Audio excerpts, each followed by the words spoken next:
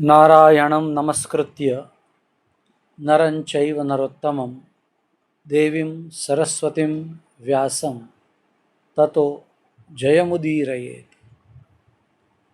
अमृतपरपूर्वं भारतीकामधेनुं श्रुतिगुणकृतवत्सो व्यासदेवो दुदुह।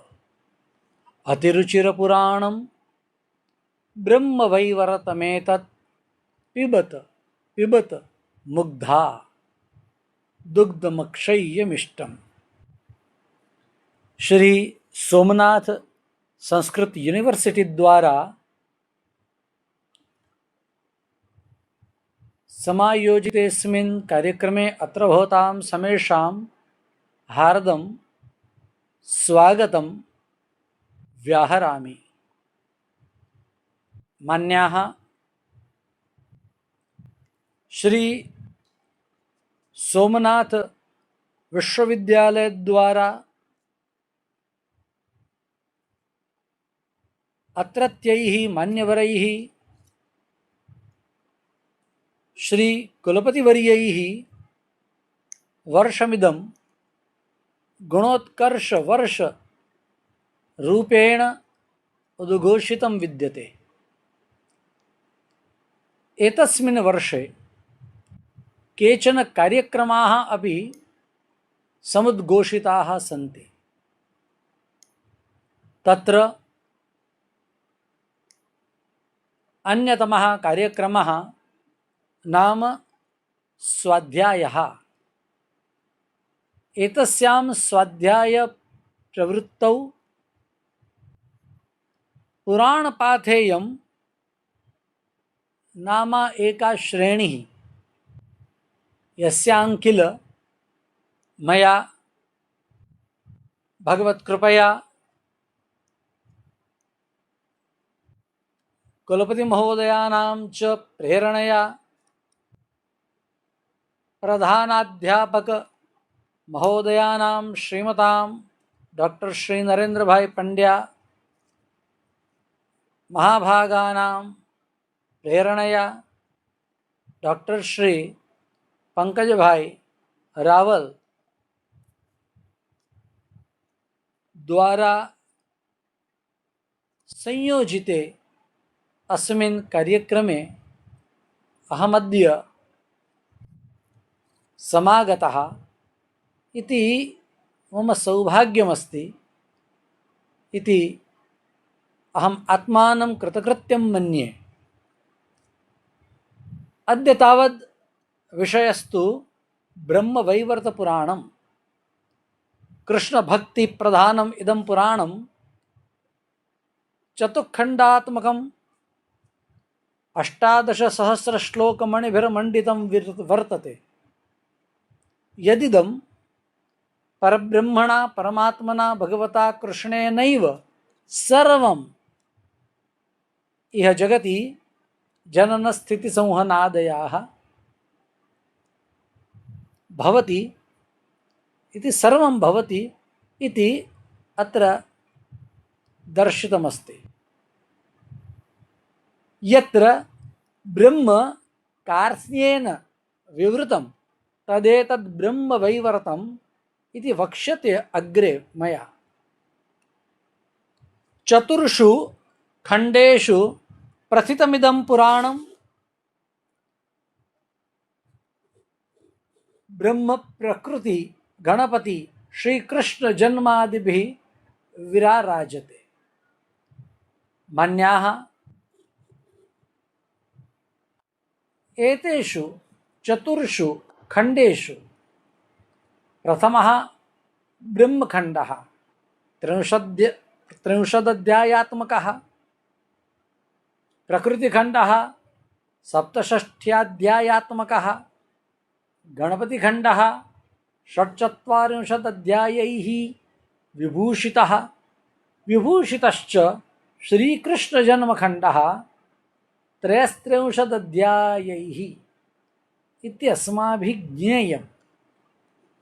श्लोकसंख्या च पुराणस्य अस्य वचनानुसारम् 18,000 सहस्रमेव। तद्यथा शौनकं प्रति सूतोक्तिः यत् मयेदं कथितं ब्रह्मंस्तत्समग्रं निशामय, मयेदं कथितं ब्रह्मंस्तत्समग्रं निशामय अष्टादशसहस्रं तु व्यासेनेदं पुराणकम् इति एतद् ब्रह्मवैवर्तपुराणस्य ब्रह्मखण्डे प्रथमाध्याये षट्षष्टितम श्लोके उक्तं विद्यते। अथ च अष्टादशसहस्रञ्च ब्रह्मवैवर्तमीप्सितं सर्वेषां च पुराणानां सारमेव विदुर्बुधाः। एषः श्लोकः खलु ब्रह्मवैवर्तपुराणस्य कृष्णजन्मखण्डे 63-100तमेऽध्याये षोडशतमः श्लोकः वर्तते। इत्युक्ते पुराणेऽस्मिन् 18,000 श्लोकाः वर्तन्ते। केचन इत्युक्ते बङ्गीयाः बङ्गालस्थाः विद्वांसः ते तु 22,000 मन्यन्ते। अस्मिन् पुराणे 22,000 परिमिताः श्लोकाः वर्तन्ते इति तेषां कथनमस्ति। परमिह तत्शास्त्रम् अस्माभिः न क्वापि दृष्टम्। इत्युक्ते शास्त्रप्रमाणम् एतदर्थं न लभ्यते। एषः पुराणस्य स्थूलः परिचयः अस्माभिः ज्ञातः। तावत् एतस्मिन् पुराणे कथं किं किं विद्यते, यथा अन्येषामपि पुराणानाम् उत्पत्तिः नैमिषारण्ये एव इति अस्माभिः ज्ञायते एव, तथैव एतस्यापि उत्पत्तिः नैमिषारण्ये एव। तत्र नैमिषारण्योपविष्टशौनकादि अखिलमुनिभिः आपृष्टः सूतः श्रावयति पुराणमिदम्।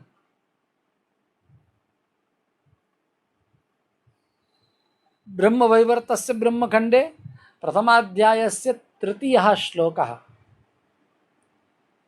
पुराणमिदं किदृग् विद्यते तदर्थं तत्र लिखितमस्ति यत् कृष्णभक्ति गोलोक वैकुंठ शिवलोकादीनां वर्णनपुरस्सरं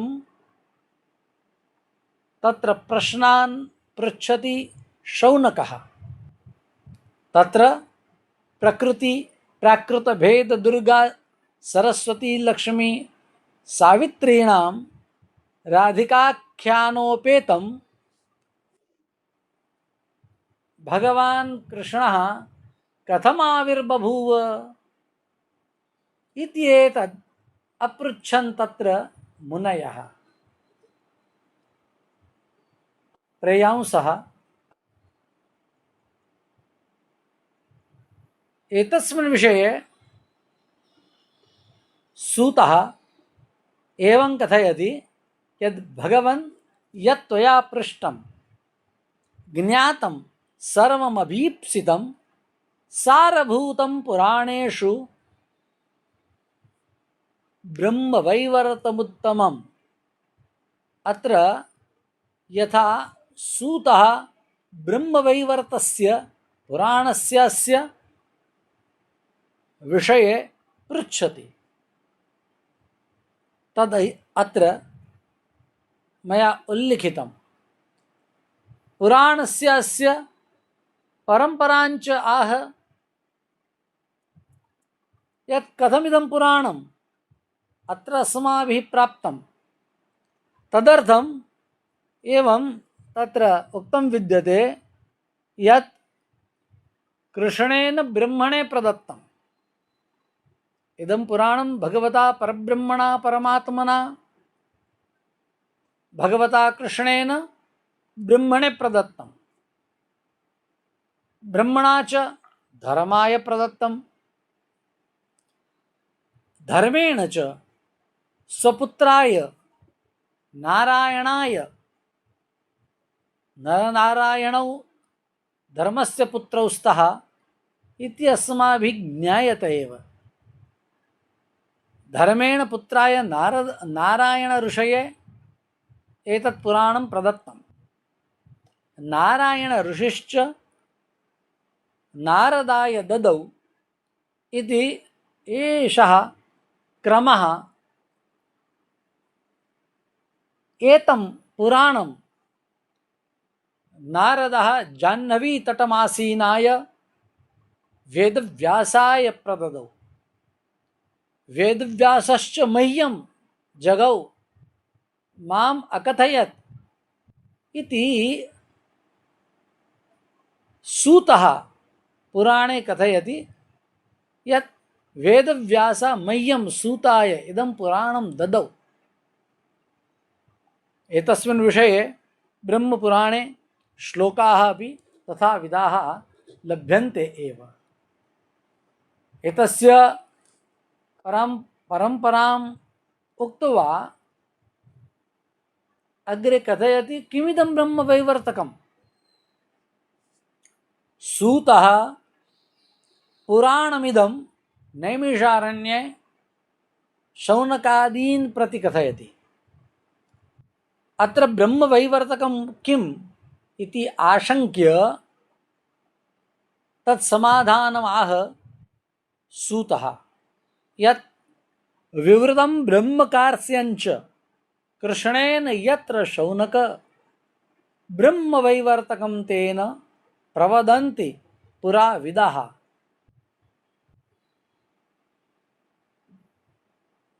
ब्रह्म कार्स्यं ब्रह्म कृष्णेन यत्र विवृतं तत्सर्वमपि प्रकटितं तत्सर्वमपि प्रथितं कार्स्येन इति सकलं निःशेषं यत् उक्तम् अथवा यत्र उक्तं तत् ब्रह्मवैवर्तकम् इति पुराविदाः विद्वांसः मनीषयः एवं कथयन्ति। अथ च एतत् वाक्यं तु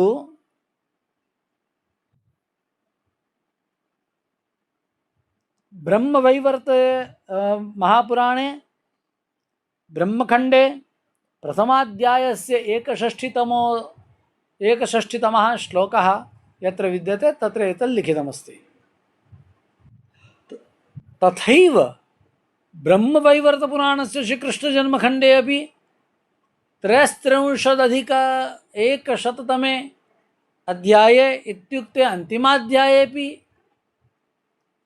एतस्य वर्णनम् अथवा ब्रह्मवैवर्तमिति शब्दस्य व्याख्या तत्र कृता विद्यते। यथा तद्ब्रह्म विवृतं यत्र तद्विभूतिरनुत्तमा तेनेदं ब्रह्मवैवर्तमित्येवं च विदुर्बुधाः। तद्ब्रह्म यस्य ब्रह्मणः विषये एतत् सर्वमपि अत्र वर्णितम् अथवा यद् विजिज्ञास्यं विद्यते तद् ब्रह्म यत्र विवृतमस्ति तस्य च ब्रह्मणः विभूतिः अत्र वर्णिता। अतएव तेन एव इदम् इत्युक्ते इदं पुराणं ब्रह्मवैवर्तम् इत्येवञ्च विदुर्बुधाः इति अयं श्लोकोऽपि परिचाययति ब्रह्मवैवर्तपुराणम्। अत्र एतस्मिन् पुराणे सृष्टिश्चापि विसृष्टिश्च स्थितिस्तासां च पालनं कर्मणां वासना वार्ता मनुनांच क्रमेण च वर्णनं प्रलयानांच मोक्षस्य च निरूपणम् उत्कीर्तनं हरेरेव देवानां च पृथक् पृथक् लक्षणं च दशविधं महतां परिकीर्तनम्। प्रियजनाः, एतस्मिन् विषये किं विशेषतया मया कथनीयम्? अत्र यथा उक्तं यद् एतस्मिन् पुराणे एते सर्वेपि विषयाः उक्ताः सन्ति। इत्युक्ते एवमस्ति यत् दशलक्षणात्मकमिदं पुराणं। प्रायः पुराणस्य पञ्चलक्षणानि दशलक्षणानि वा भवन्ति। तत्र पञ्चलक्षणात्मकं पुराणम् उपपुराणमिति अत्र ब्रह्मवैवर्ते एव प्रतिपादितमस्ति। अन्तिमेऽध्याये कृष्णजन्मखण्डस्य अन्तिमाध्याये। परन्तु एतत्तु महापुराणमस्ति। यदि महापुराणम् अस्ति चेत् तर्हि महापुराणस्य लक्षणानि अत्र भवन्तु, सन्ति वा न? तर्हि एतस्य लक्षणानि अपि अत्र निगदितानि सन्ति ब्रह्मवैवर्तपुराणे। तत्र यथा सृष्टिश्चापि विसृष्टिश्च स्थितिस्तासां च पालनं।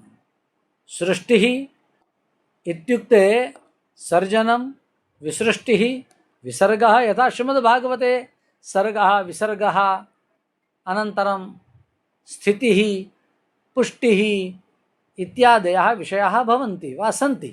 तथैव अत्रापि अस्मिन्नपि पुराणे सृष्टिः विसृष्टिः स्थितिः तासां च पालनम्, अनन्तरं प्रलयानां वर्णनं, कर्मणां वासना इत्युक्ते ऊतयः कर्मवासनाः श्रीमद्भागवतस्य सप्तमस्कन्धे निरूपिताः सन्ति। कर्मवासनाः अत्र तथैव कर्मणां वासना वार्ता मनुनांच क्रमेण च, तत्र यथाक्रमं मन्वन्तराणि अपि वर्णितानि सन्ति एतस्मिन् महापुराणे अपि। उत्कीर्तनं हरेरेव देवानां च पृथक् पृथक्। एका पंक्ति अत्र तथा वर्तते यद् वर्णनं प्रलयानां च, प्रलयानां वर्णनं मोक्षस्य च निरूपणम् उत्कीर्तनं हरेरेव। प्रायः सर्वमपि वर्णितं भवति, परन्तु भगवद् गुणानां यदि वर्णनं न भवति चेत् तर्हि तत् पुराणं पूर्णमपि अपूर्णम् इति भाति, अथवा पूर्णमपि अपूर्णमिव भाति। अतः उत्कीर्तनं हरेरेव तथा च देवानां च पृथक् पृथक्। तर्हि अत्र इमानि दशलक्षणानि वर्णितानि सन्ति। दशलक्षणात्मकम् इदं महापुराणं, यस्मिन् केचन यथा विषयाः गुम्फिताः सन्ति तस्योल्लेखः क्रियते। यथा प्रथमे ब्रह्मखण्डे कथमेतस्य प्रारम्भः इति किञ्चित् वयं पश्यामः। प्रथमे ब्रह्मखण्डे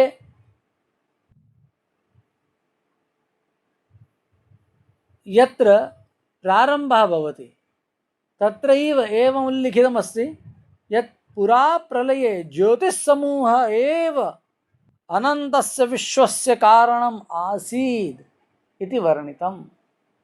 तत्र ज्योतिसमूहः एव आसीत्। यथा नासदीय सूक्ते न सदासीत् नासदासीत् इत्यादि वर्णनं प्राप्यते। आनीदवातं स्वधया तदेकम् इति अपि तत्र वर्णितं विद्यते। तथैव अत्रापि वर्णनं यत् ज्योतिस्समूहः एव अनन्तस्य विश्वस्य कारणमासीत् इत्येव वर्णयन् स एव भगवान् कृष्णः परं ब्रह्म इति न्यरूपयत् सूतः। नैमिषारण्ये सूतः एवमेव वर्णनं विदधाति। तच्च विदधन् एवं कथयति यत् तस्मात् भगवतः कृष्णान् नारायण शिवब्रह्मादयः प्रादुर्बभूवुः। इदमत्रावधेयं यत् एतस्मिन् पुराणे भगवतः कृष्णस्य एव प्राधान्यं विद्यते। अतः भगवान् कृष्णः एव गीयते। भगवतः कृष्णादेव इमे ब्रह्म विष्णु रुद्राः प्रादुर्बभूवुः इति तत्र उल्लेखः विद्यते। ब्रह्मवैवर्तस्य ब्रह्मखण्डे द्वितीयाध्याये 20तः 24 पर्यन्तं ये श्लोकाः सन्ति इत्युक्ते एतेषु 5 श्लोकेषु एतस्य वर्णनं वर्तते। पुराणानां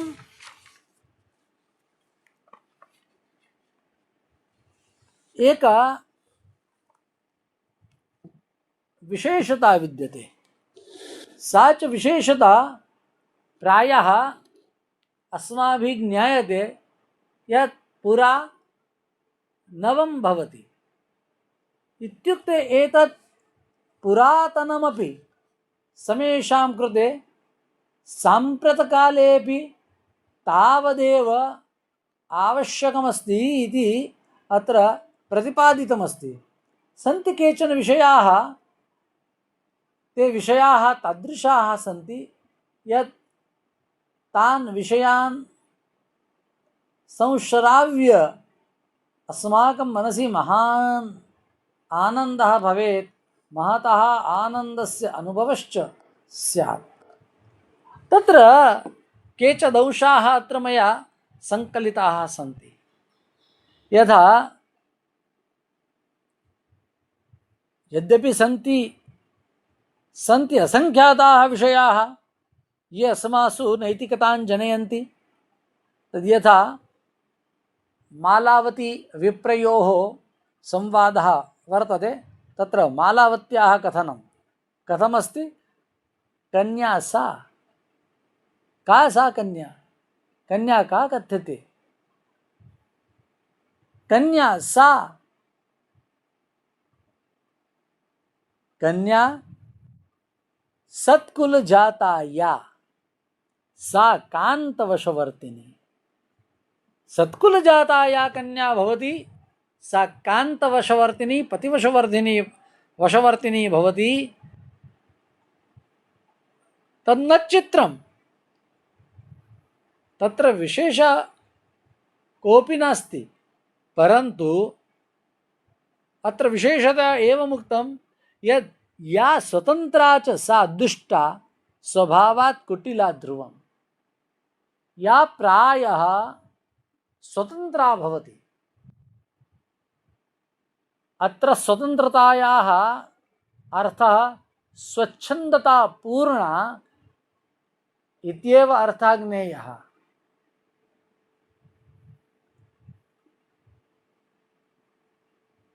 कथं नैतिकता अस्मासु भवेत् तदर्थम्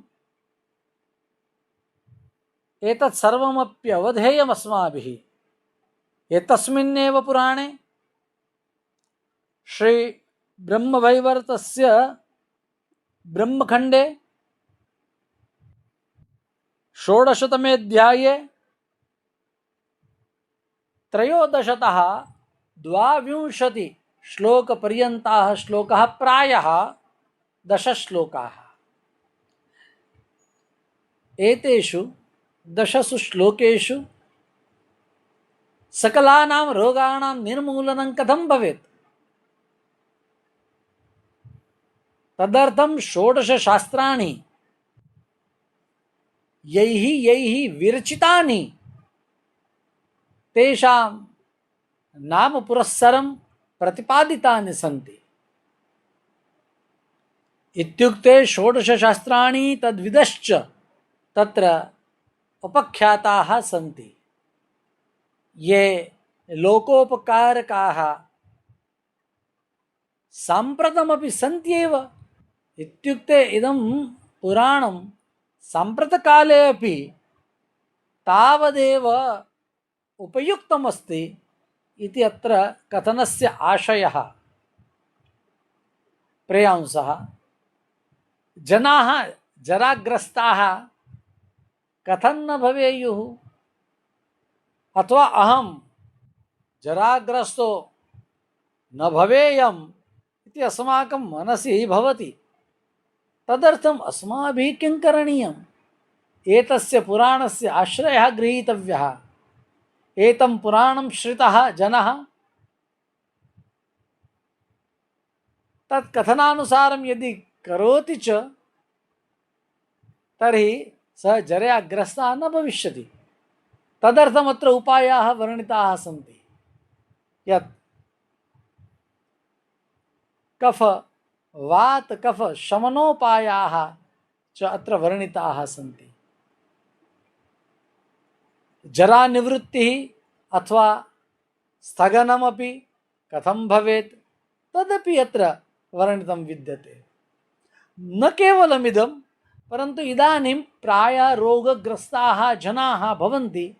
तत्र कारणं यत्किमपि जनाः खादन्ति, यथा यद् हस्तगतं भवति तत्सर्वमपि उदरे स्थापयन्ति जनाः, सर्वमपि खादन्ति। अतः प्रायः रोगाः वर्धन्ते। तत्र किं भक्ष्यं किम् अभक्ष्यम् इति महती समस्या अस्मिन् काले वर्तते। सामान्यजनेषु विद्यते एव। तद् अत्र स्फुटमेव वर्णितं विद्यते। अन्यच्च यमसावित्र्योः संवादः। एतस्मिन् संवादे स्वेन कर्मणा एव जीवः पापानि पुण्यानि च सेवते इति बहुभिः श्लोकैः अत्र प्रतिपादितं विद्यते। एतस्य उल्लेखः ब्रह्मवैवर्तपुराणस्य प्रकृतिखण्डे 24तमे अध्याये कृतः विद्यते। न केवलमिदं, परन्तु आतिथ्यमाहात्म्यम् अन्यानि अपि पातकानि कानि उपपातिकानि च कानि तदपि गणपतिखण्डे 44तमे अध्याये वर्णितानि सन्ति। ब्रह्मवैवर्त पुराणस्य गणपतिखण्डे एव भगवता विष्णुना उपदिष्टाः केचन श्लोकाः सन्ति। तत्र मातृपितृगुरूणां शुश्रूषा विधातव्या, इति भगवता उपदिष्टं विद्यते। गणपतिखण्डे च गणेशस्य अष्टनामानि सन्ति।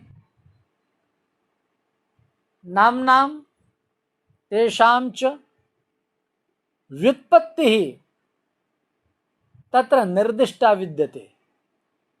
गणेशस्य नाम्नः का व्युत्पत्तिः, हेरम्बस्य का वा एकदन्तस्य, का वा लम्बोदरस्य इति सर्वम् अष्टभिः श्लोकैः तत्र वर्णितमस्ति गणपति खण्डे।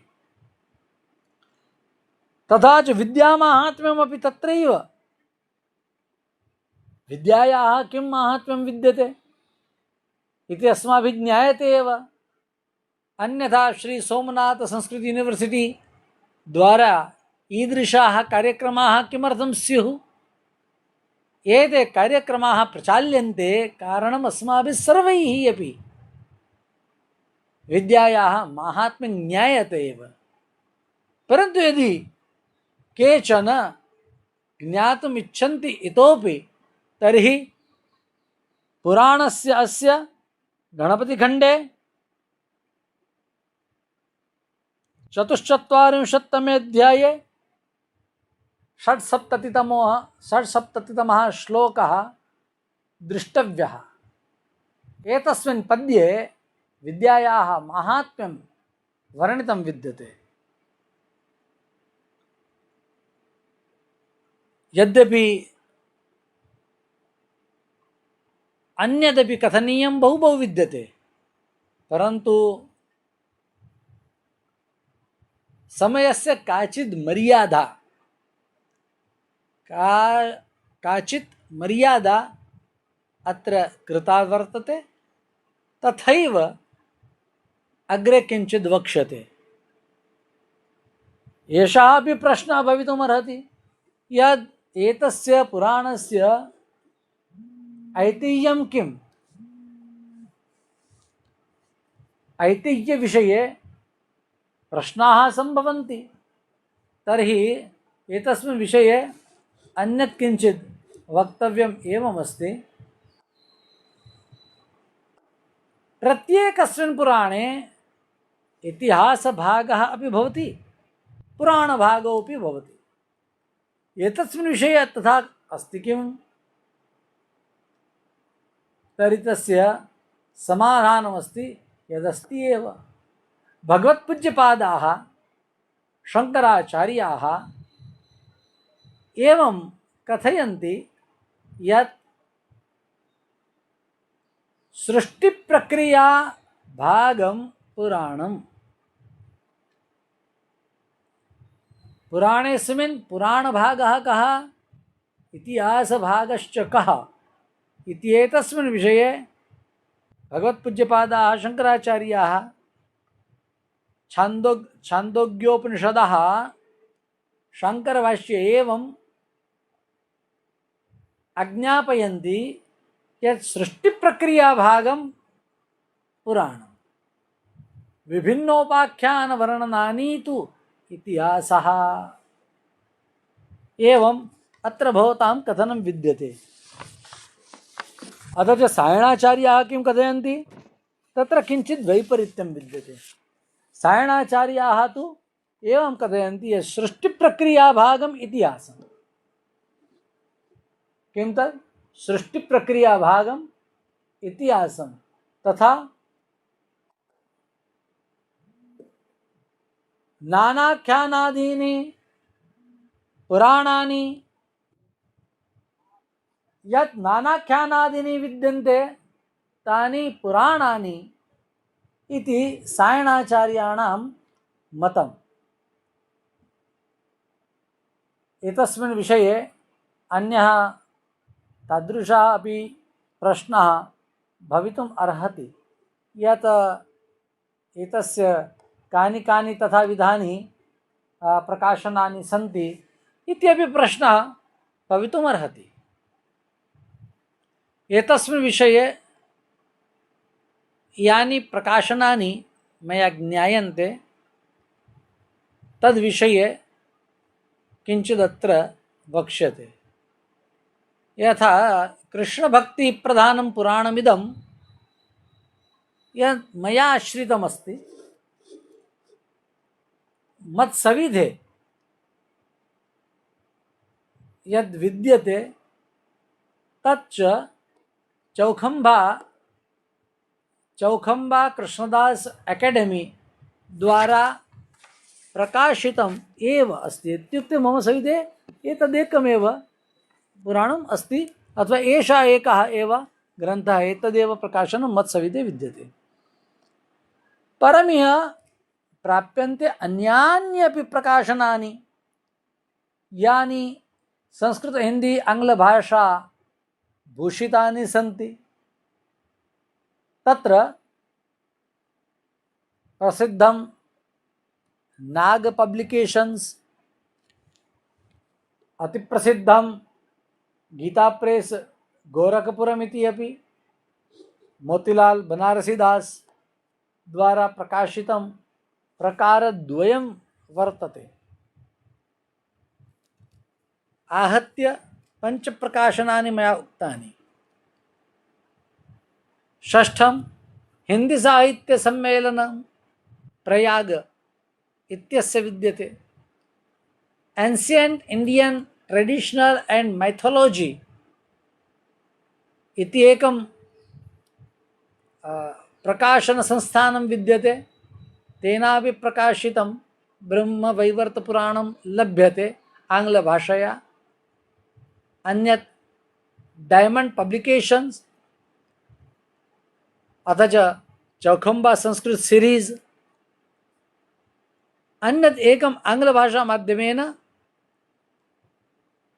पुष्पेंद्र कुमार द्वारा प्रकाशितम् आंग्लभाषया प्रकाशितं लभ्यते एव। सरस्वती पब्लिकेशन्स तथा शारदा साहित्य पुणे इति संस्थया प्रकाशितमपि प्रकाशनं पुराणं लभ्यते। अन्यत् आंग्लमाध्यमेन आचार्य रमेश चतुर्वेदी द्वारा प्रकाशितमपि पुराणं लभ्यते। तथा अन्यानि अपि सन्ति।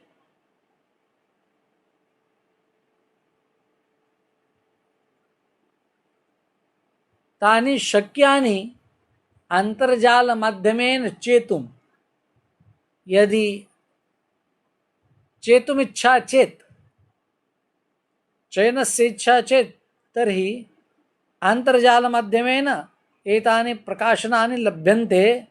अतः इंटरनेट अंतर्जाल माध्यमेन तत् कर्तुं शक्यते।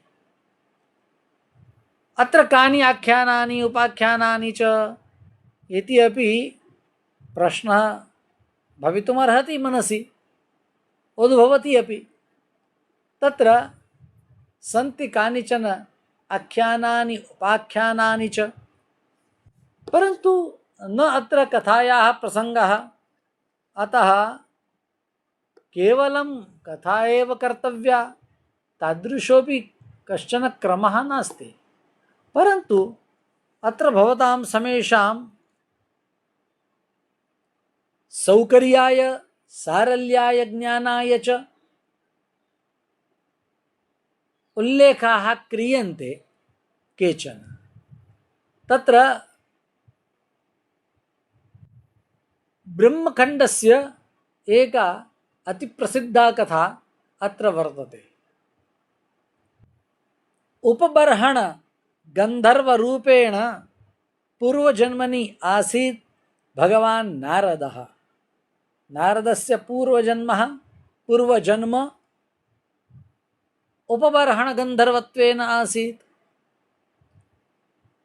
एतत् तु सुप्रसिद्धं वृत्तं, तदिह वर्णितं वर्तते।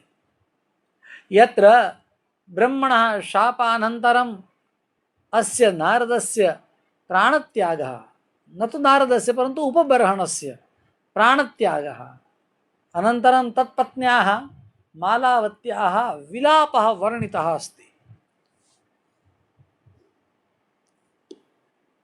तं विलापं पठित्वा कुमारसम्भवे यथा आसीत् रत्याः विलापः तस्य स्मरणम् अवश्यमेव भवति।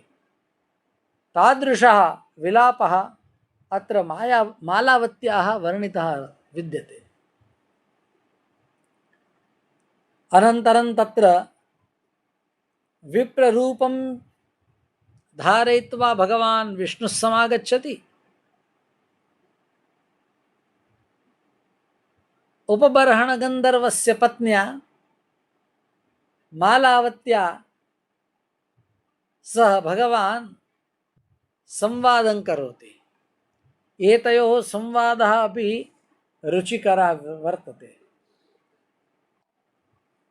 अनन्तरं तत्रैव भगवत्कृपया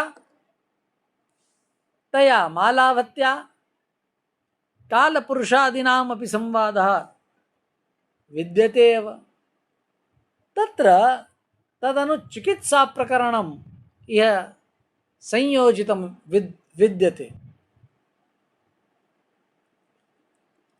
एतस्मिन् चिकित्साप्रकरणे नानारोगाणाम् उपशमनं कथं भवेत्, कथं च यौवनं स्थिरं भवेत् इत्युक्ते जरा नागच्छेत्, एतदर्थमपि उपायाः तत्र चिन्तिताः सन्ति, चिताः च सन्ति।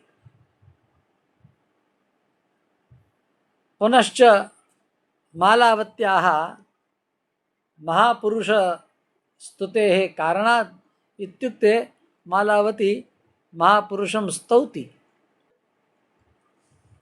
तत्कृपया च उपबर्हणस्य पुनर्जन्म लाभः भवति। एतस्यैव उपबर्हणस्य क्षुद्रयोनौ जन्म भवति। ततश्च तपस्यानन्तरं पुनः नारदस्य उत्पत्तिः ब्रह्मणः सदने भवति इत्यादयः कथाः ब्रह्मखण्डे वर्णिताः सन्ति। कथाः तु बह्व्यः सन्ति। तत्र अनन्तरं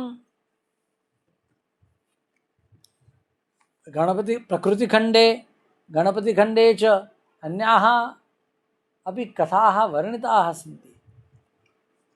यथा गङ्गोत्पत्तिः, वेदवत्याः उपाख्यानं, संक्षेपेण च रामायणमपि निगदितमस्ति। प्रियांसः, वयं जानीमः तुलस्याः पातिव्रत्यविषये। एतत् सर्वमपि इत्युक्ते तुलस्याः पातिव्रत्यस्य भङ्गं कर्तुं तत्र विष्णुः समागच्छति इत्यादयः कथाः अपि अत्र वर्णिताः सन्ति। तुलस्याः पातिव्रत्यभङ्गः विष्णुना यथा अकारि शालग्रामत्वं च विष्णोः अभवत्, तुलसीशापेन भगवान् विष्णुः शालिग्रामः अभवत्। एषा कथा अपि एतस्मिन् एव पुराणे वर्तते। विशेषतया अश्वपतेः कथा वर्तते। 12 इयं कथा अत्र वर्णिता विद्यते। तत्र अश्वपति महाराजः ब्रह्मणः पत्न्याः इत्युक्ते सावित्र्याः उपासनं आराधनं करोति। तदंशभूत्या सावित्र्या सह पुनः तदंशेन या एका अभवत् या एका जन्म अग्राहीत सा अपि सावित्री आसीत्। तया सह सावित्र्या सह एतस्य अश्वपतेः विवाहः अभवत्। वैवाहिकं जीवनमपि बहु उत्तममासीत्। पुनः एकदा यथा वयं जानीमः तथैव सत्यवतः मरणमभवत्, सत्यवान् मृतः। तदानीं यमः आगच्छत्, सावित्री तं यमम् अवरुद्ध्य तत्र तिष्ठति, कथयति च, अहो भवान् यमः नाम किं, किमर्थं मम पतिं भर्तारं भवान् नयति। बहुधा यदा एषा तत्र प्रलपति, कथयति, तदा यमः तस्य कारणानि तत्र दर्शयति। सावित्री च तेषां कारणानां निरसनाय बहुवारं बहु प्रश्नान् अपि पृच्छति। एषः संवादश्च अति उत्तमः विद्यते। तदेतत् सर्वमपि 12 व्याप्तमस्ति। 12 व्याप्तमिदम् आख्यानम् अत्र मया 12 निमेषाः अपि न गृहीताः, परन्तु एतदाख्यानं सतित्वं परिचाययति। कथमेतस्याः सतित्वम् इति अद्यापि वयं वटसावित्र्याः निमित्तं संस्मरामः वारं वारम्। अहो कीदृशी सावित्र्याः भावना, कीदृशं तपः, कीदृशं सतीत्वम् इति अनेन आख्यानेन ज्ञायते अस्माभिः। अत्रापि एतस्य पुराणस्य प्रधानपुरुषः, प्रधानः देवः तो भगवान् कृष्ण एव। अतः अस्य राज्ञः अश्वपतेः भगवतः श्रीकृष्णस्य महात्म्य ज्ञानं भवति।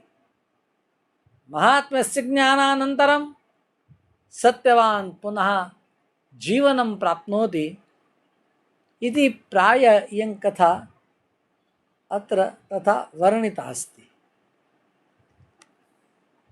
ब्रह्मवैवर्तपुराणस्य प्रायः विभागद्वयं वर्तते।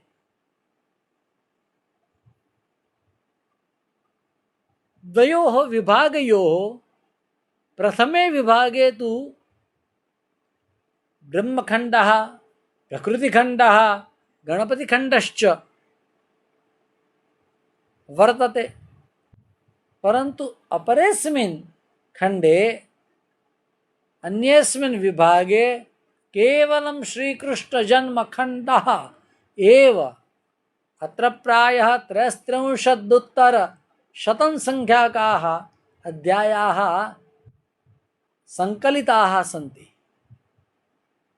एतेषु अध्यायेषु भगवतः कृष्णस्य एव माहात्म्यं, कृष्ण एव परं ब्रह्म इति अत्र वारं वारं कथनं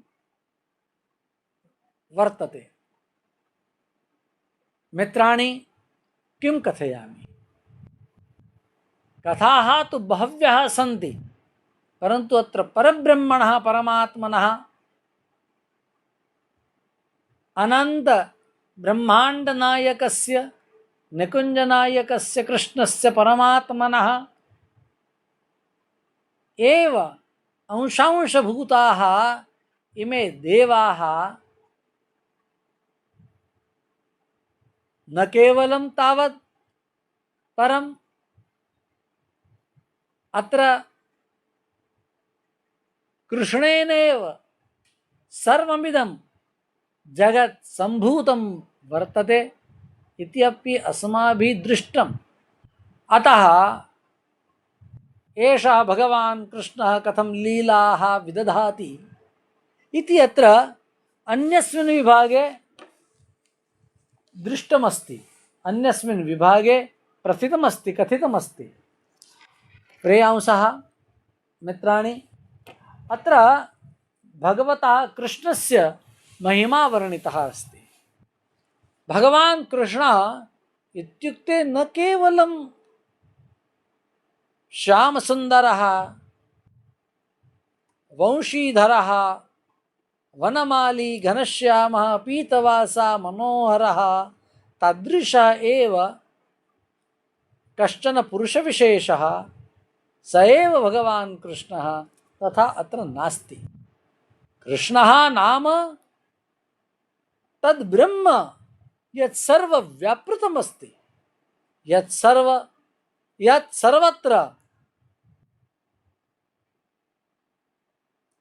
प्रत्येकस्मिन् कणे यस्य अस्तित्वमस्ति स एव भगवान् कृष्णः इति अत्र विशेषरूपेण प्रतिपादितं विद्यते। भगवतः कृष्णस्य प्रसंगे गौलोकस्य वर्णनं भवति। अद्भुतमेतद् वर्णनं विद्यते। वारं वारमपि पठितं मनसि तृप्तिः नैव भवति। तथाविधं गोलोकवर्णनम् अत्र वर्णितं विद्यते। एतस्मिन् गोलोके विशेषतः प्रथमं तु एवं भवति यत् भगवतः प्रिया राधिका राधाकृष्णयोः एव अत्र कथनं विद्यते। राधाकृष्णयोः लीला एव अत्र वर्णिता विद्यते। एतस्मिन् भगवतः प्रिया एका विरजा नाम गोपी तत्र आसीत्। एकदा सा राधिका भयेन आत्मानं नदीं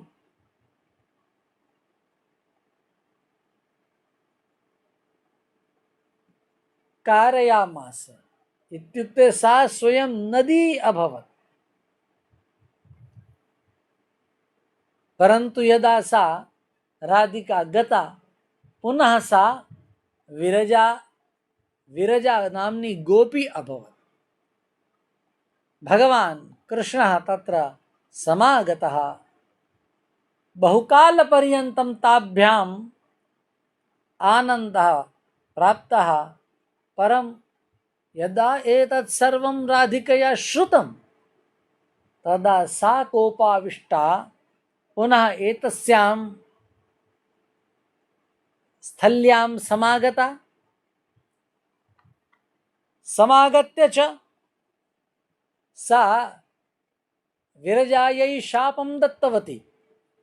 राधिकया शप्ता विरजा यमुना नाम्नी नदी अभवत्। इत्युक्ते राधिकया एव शापः प्रदत्तः आसीत् यत् त्वं नदी भविष्यसि। अनन्तरं सा नदी तत्र अभवत्, सा एव यमुना अभवत्। यमस्य अनुजा एकदा निकुञ्जस्य द्वारे तत्र श्रीदामा बहुभिर्रक्षकैः तत्र स्थितः आसीत्। तदानीं तत्र राधिका आगच्छत्। सुदाम्ना अवरुद्धा राधिका, उक्तं च तत्र गन्तुं नैव शक्यते भवत्या। राधिकया पृष्टं किमर्थं भोः? सुदाम्ना उक्तं यत् तत्र गमनाय अनुमतिः नास्ति। राधिका पुनः कोपाविष्टा अभवत्। श्रीदाम्नः अवमाननं सा अकरोत्। श्रीदामा च तस्मिन्नेव काले एवं शापमय अयच्छत् राधिकायै यत्त्वं मम अवमाननं करोषि अतः त्वं भूमौ वृषभानुगृहे पुत्रीरूपेण भविष्यसि तं तावत् तत्रैव गच्छ। राधिका च तस्मै अपि शापं प्रदत्तवती यत्त्वमपि तथैव मनुष्यः भव, त्वं मनुष्यो भव। एवं सा उक्तवती। श्रीदाम्नः मनसि भव्यव्यथा अभवत्, तथैव राधिकायाः अपि मनसि। भगवान् कृष्णः तत्र समागतः। राधिकया उक्तं यत् एतत् सर्वमपि भवतः कारणेन अभवत्, अतः भवान् अपि मनुष्यः भवतु। भगवान् कृष्णः प्राहसत्। तथा भगवान् एवम् उक्तवान्, एतत् सर्वं तु मयैव चिन्तितं सर्वं भवति। सुदाम्ना एवमपि शप्तं यत् हे राधिके तव वियोगः शतवर्षं यावत् कृष्णेन वियोगः भविष्यति। राधिका पुनः तत्र विलपति, बहु बहु रोदिति। तदानीं भगवान् एवं कथयति, राधिके मम तव च उभयोः मध्ये कोऽपि भेदः विद्यते वा? कथं भवत्याः मम वियोगः भवेत्? कथं मम वियोगः भवत्या अनुभूतः भवेत्? कारणं भवत्याः इत्युक्ते तव मम च भिन्नत्वं नास्त्येव। एतस्मिन् पुराणे बहुवारं राधाकृष्णयोः ऐक्यं तत्सर्वमपि निवेदितं विद्यते। अत्र कृष्णे कथं रतिः भवति, कथं भक्तिसिद्धा भवति इत्यादिकं सर्वमपि वर्णितं वर्तते।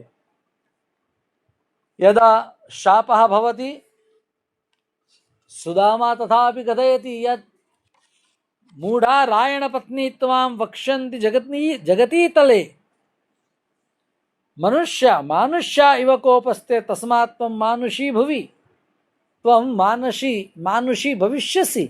एवं प्रकारेण सुदाम्ना यदा शप्ता राधा विलपति, तदा भगवान् कृष्णः तां राधां सान्त्वयति।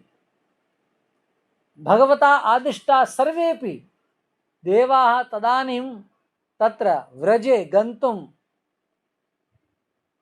सन्नद्धाः भवन्ति, सावधानाः अपि भवन्ति। तत्र कः देवः किं भूत्वा अत्र समागतः इत्यादि सर्वमपि वर्णनम् एतस्मिन् पुराणे श्रीकृष्णजन्मखण्डे चतुर्थाध्याये सर्वं वर्णितं वर्तते। प्रेयांसः जनाः, भगवान् एवम् आज्ञापयति यत् गोलोकं यात यूयं च यामि पश्चात् श्रिया सह।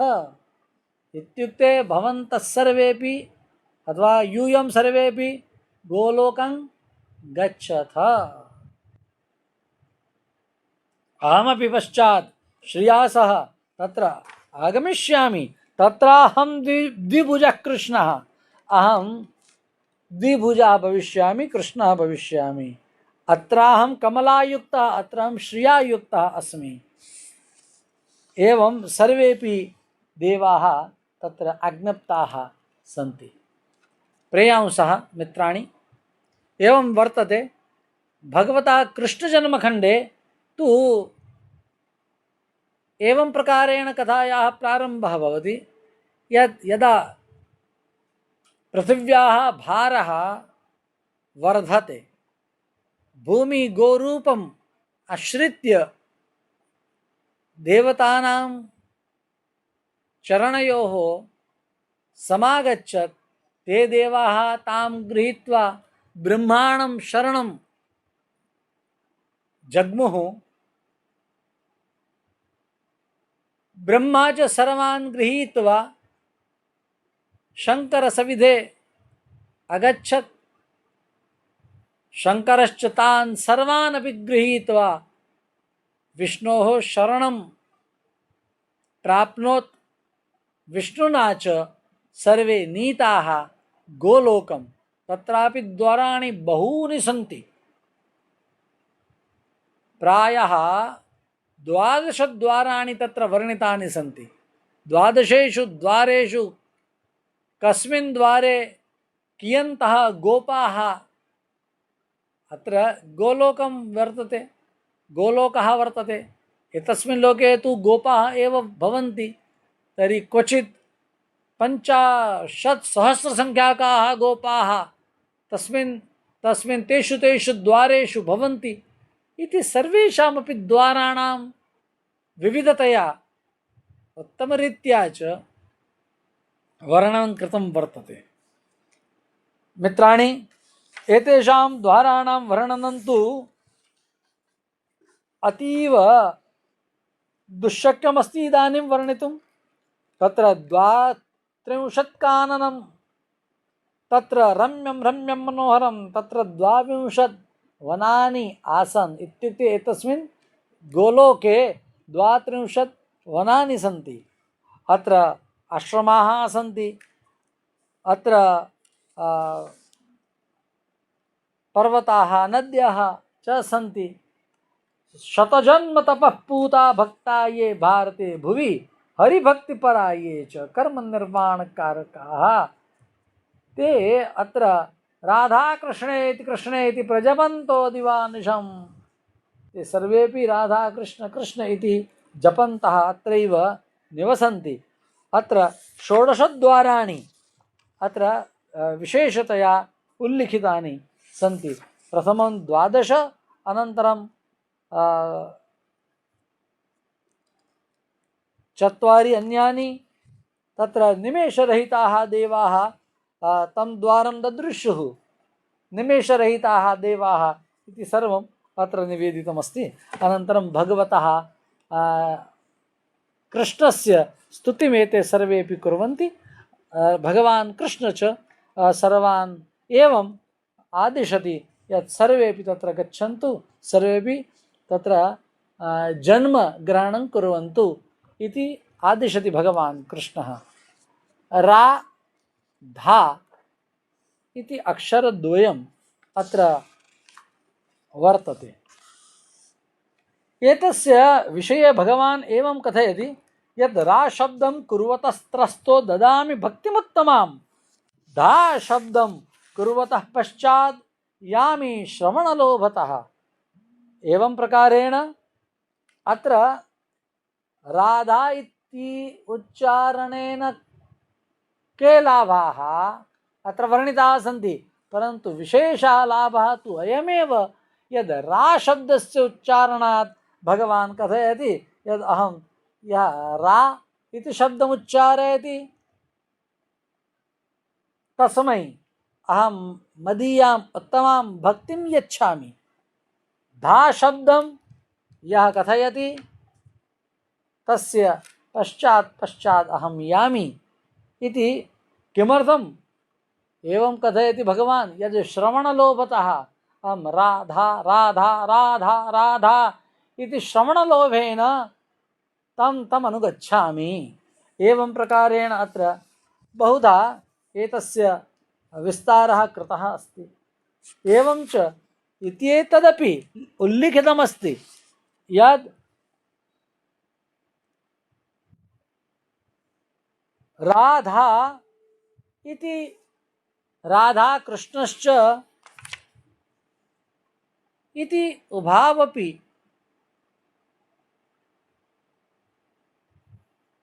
एकः एव देवः। तत्र द्वैधं नास्ति। राधिकायाः अत्र नामानि अपि 16 नाम्नामपि अत्र उल्लेखः कृतः वर्तते। पुनश्च कृष्णा इति अपि राधिकायाः नाम अत्र उल्लिखितमस्ति। बहु बहु कथनाय तु वर्तते। राधायाः उल्लेखं कुर्वता भगवता कृष्णेन एवम् उक्तमस्ति यद् राधा एव मम प्राणाः। यथा स्कन्दपुराणे उक्तमस्ति यत् आत्मा तु राधिका तस्य तस्य इति भगवतः आत्मा राधिका अस्ति इति वयं सर्वेपि जानीमः। एतस्मिन् पुराणे अनन्तरं भगवतः जन्म, वसुदेवगृहे, नन्दगृहे च समागमनं, पुनः अत्र बाललीला, किशोरावस्थायाः लीला, अनन्तरं रासलीलादि करणम्, एतत् सर्वं विस्तरेण प्रतिपादितं वर्तते। भगवतः कृष्णस्य मथुरागमनं, तत्रापि भगवता उक्तं यद् अहं नित्यं राधया सह भवामि एव। ये मूर्खाः सन्ति ते एवं, ये मूढाः सन्ति ते एतद् द्रष्टुं न प्रभवन्ति इति भगवता अत्र स्वयमेव ब्रह्मवैवर्ते सूचितं वर्तते। अनन्तरं भगवतः मथुरागमनं, कंसादीनां हननं, द्वारिकायाः निर्माणं, तत्र च श्रीरूपिणी या रुक्मिणी तया सह विवाहः, सत्यभामया सह विवाहः, अन्याभिः अपि विवाहः, एतत् सर्वमपि एतस्मिन् पुराणे प्रतिपादितं वर्तते। पुराणमिदं भक्त्यौघवर्धनं वर्तते। एतस्य पठनात् भगवतः कृष्णस्य चरणयोः भक्तिः प्रवृद्धा भवति। भगवान् कृष्णः तत्त्वेन यदि वयं पश्यामः तर्हि तत्त्वदृष्ट्या भगवान् कृष्णः किमस्ति एतत् सर्वमपि अनेन पुराणेन ज्ञायते। एतस्य पुराणस्य फलश्रुतिः अपि तत्र वर्णिता वर्तते। परन्तु किं तया फलश्रुत्या यदि भगवान् मिलति चेत् तर्हि अन्येन वस्तुना किम्? अतः अधिकं न उच्यते। श्री सोमनाथ संस्कृत यूनिवर्सिटी वेरावलम द्वारा समायोजितेऽस्मिन् कार्यक्रमे अहमिह आहूतः इति पुनः मम सौभाग्यमस्ति इति अहं जानामि। कृतज्ञताञ्च अत्र पुनः प्रतिपादयामि। सर्वांश्च भवतः नमामि विरमामि च। नमो नमः। धन्यवादाः।